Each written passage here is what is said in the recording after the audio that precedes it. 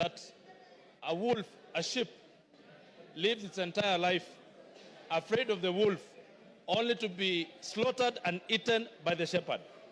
To the people of Mount Kenya, you know we are farmers. You know we have tea, we have coffee, we have milk, and that is the food crops that we rely on. Mr. Speaker, I happen to be elected as a director of KTDA, where we hold small-scale tea farmers and where we do business for the farmers. Mr. Speaker, we have had a problem, a huge problem, of monies being diverted to the said hotel in Kilifi.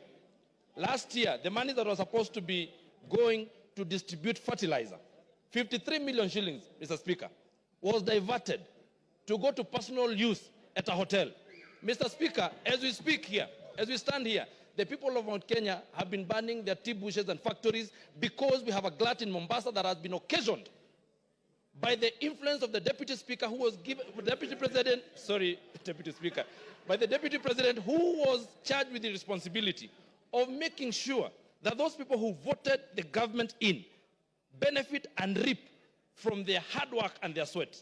Mr. Speaker, they will not see the hard-earned money that was supposed to go to their pockets because the Deputy President of the Republic of Kenya, after being charged with the responsibility of making sure that we have guaranteed minimum returns for those farmers, he continued to go and give guaranteed minimum returns to himself and to his family, to his children, to his spouse, and to his colleagues that we have seen they share companies with.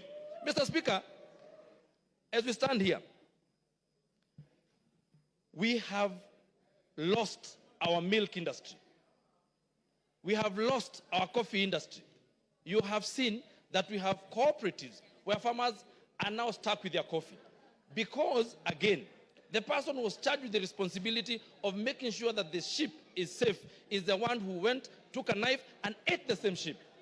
Mr. Speaker, I know there might be some tension and people from the mountain feeling like everybody has been talking about the mountain, but even the mountain people are suffering, even us, because there's someone who just hides under the pretext that he's an honest man, he's he's a truthful man, but he's a truthful liar, Mr. Speaker.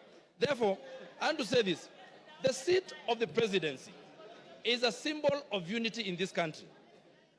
And when the deputy president stands and accuses the NIS, like he did in Mombasa, we live in a community, and even the people who are in the intelligence sector live in a community. There is a community, a world community of intelligence.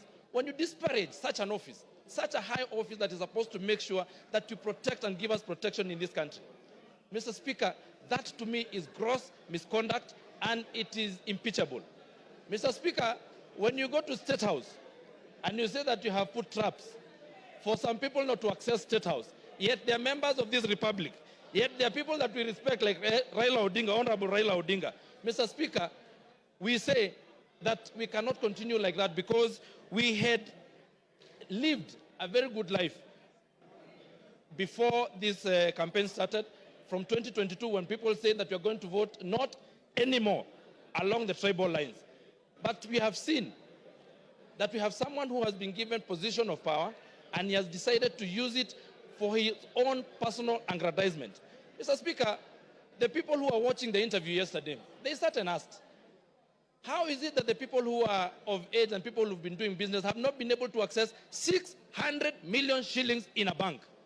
How many business people here have accessed 600 million shillings and what is their collateral?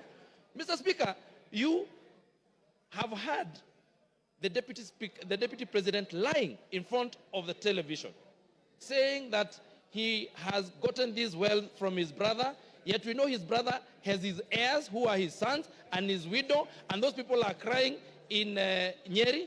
The same way, people who are my members of parliament, my constituents like Uhuru Muigai Kenyatta, is crying. His goats were eaten the other day in Roiro.